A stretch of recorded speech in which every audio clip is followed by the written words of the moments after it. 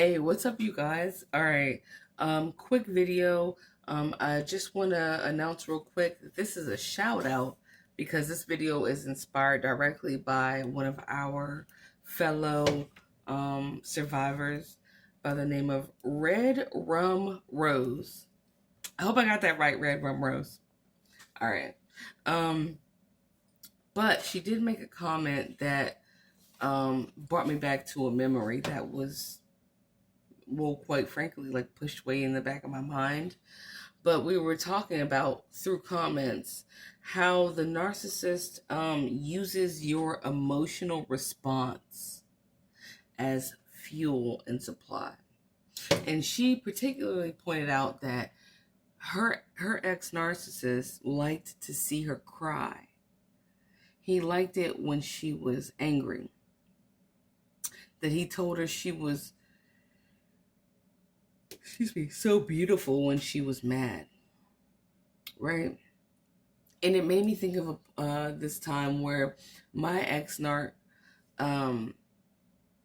whatever the situation was or the argument was, triggered me so badly that I remember sliding down the bathroom wall and just crying. And I remember him sitting in front of me, and we were both just sitting in front of each other on the bathroom floor.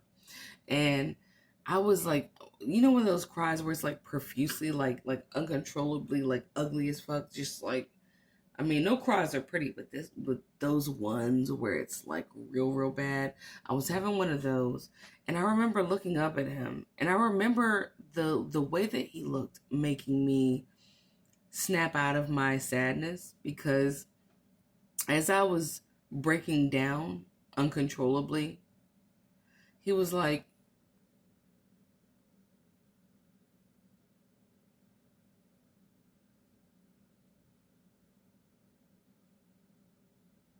what does that mean? He was observing me as I was like breaking down. He wasn't like a normal partner, and which I was too like out of it to even think of that. But a normal partner that loves you would have tried to console you in some way. If it's not through touch, it would be verbally or something. Something. He just sat there and looked at me like a scientist studying some kind of new, I don't know, species. He really just looked at me as if he was first of all, like, he was fascinated. In my mind, I thought, looking back in hindsight, he looked at me like as if he was fascinated. As if, in my mind, like, this is me thinking about what he could have been thinking about. The questions in his mind would have been something like, um, how are you able to feel like that? That's interesting. Your face is getting wet. What does that mean? Sadness. What is that? Oh. Fetal position. That's strange.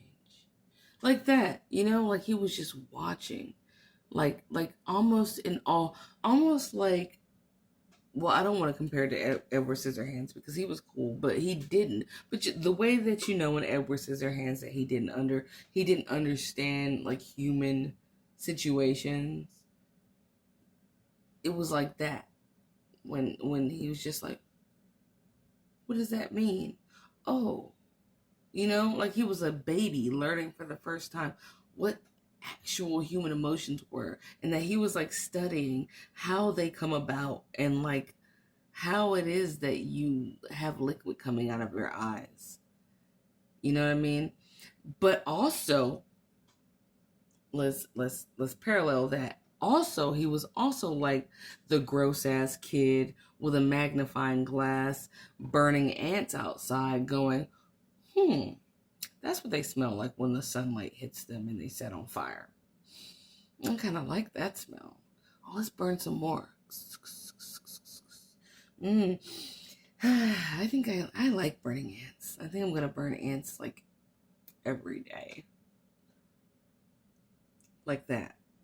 He was also the happy, gross ass, Dennis the Menace ass kid that enjoyed burning ants with a magnifying glass. And that's what he looked like while looking at me.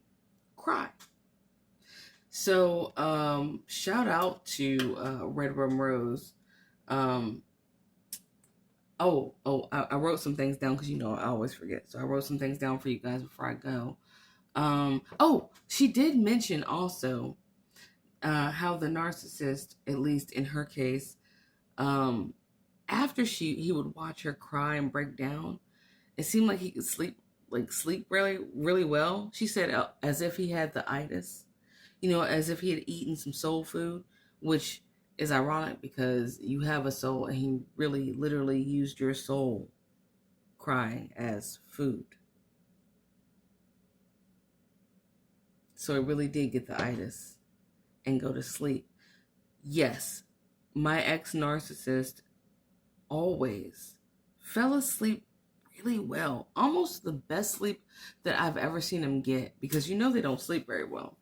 But every time we had a really horrendous argument, he would be asleep like a baby, almost like that sleep rockabye babied him down with comfort. He loved it. It was so easy. He was so easily sleep. I mean, I'm talking about that kind of sleep. You snore and fart and all that. He was like that after really major, horrendous, horrific arguments while you lay down next to the bed in them and stare at the ceiling and fucking cry silently. But he had that kind of sleep.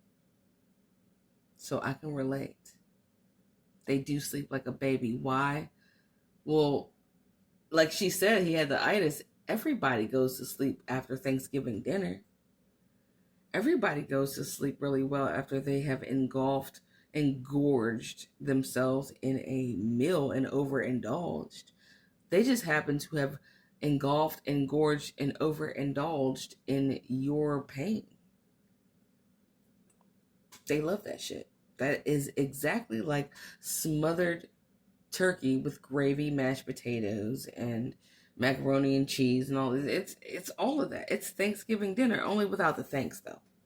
Because they're not thankful for anything. But I did write that they do let me get it. Let me get this. You gotta walk with me. Sorry. We're gonna reenact something really quickly. Who remembers the narcissist provoking you so that they could feed off of your emotion? But say you're like me, you wake up and you light an incense and you start cooking breakfast and you play some good music and you just rocking out, playing happy music and making breakfast and lighting incense and chilling, right?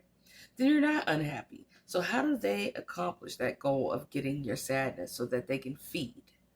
You know what I mean? So they can feed because they need to feed, right? Vampiric, right?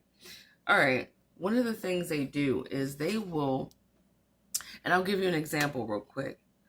I had this friend. She was I'm sure she was a beautiful person, turned narcissistic through being abused by one. And I'll make a video on that soon. But she had been getting raped in every which way that you could ever think of in your mind by her mother's boyfriend turned stepdad since she was 5 years old. And when I say every single way that you can think of, it's as bad as you would imagine it would have been. It's literally every single way you could think of at 5. From 5 to 15. Until she was committed to St. Elizabeth's,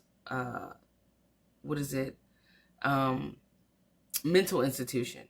Now, for those of you who don't know about St. Elizabeth's, it's infamous. It's infamous for how horrendous it is. But look it up. St. Elizabeth's mental institution in Washington, D.C. I don't know if it still exists. I don't. But when it did, it was one of them ones, boy, that your ass. If you was in St. Elizabeth, you was a problem. And St. Elizabeth was a problem to you. Okay, look it up when you're done with this video, so you know I'm telling you what's up. But she got admitted to that, and long story short, when she finally grew up and got married, she made the mistake, which shouldn't be a mistake, but it is, when you get comfortable with someone and you tell that new lover what happened to you. And she told uh, her husband what had happened to her from the age of 5, the rape from age of 5 to 15. Do you know that that man used that to her in an argument and was like, in the midst of an argument, was like, well, I wasn't the one who was raped by my stepdad. Shit like that. And this is what a narcissist will do. They will trigger you on purpose, intentionally. Same difference, right? Because they need to feed off of your reaction, but for certain reasons. And they'll do like this. That's why you got raped by your stepdad. Oh, would you say I'm a bitch? Oh, look at you. Look at you. You're so violent. Oh, man, look at how you're acting right now. I'm going to need this evidence for the police. Yeah, you're always like this. Geez, why are you like this? You're just so gross and always enraged. Oh my gosh, I'm fearing for my life. No wonder everyone left you. I can't believe this. And they'll record you responding to the disgusting shit that they said. They'll just press play or record after they say it. Narcissists record you so they can feed off of your response, and they can use that response to what they did and said to convince other people that their lie is the truth, that you're this crazy bitch and you just are just off the handle and just no one can deal with you. But they didn't record the fact that he said something like, that's why your stepdad raped you. He just recorded her response. So anyway, yes, narcissists do feed off of your emotion and your emotional response to the shit that they do to you and your reaction to it.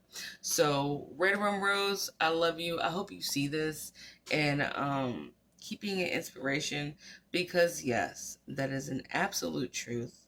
And I hope that you heal alongside all of us here. And I love y'all. And happy Sunday tomorrow.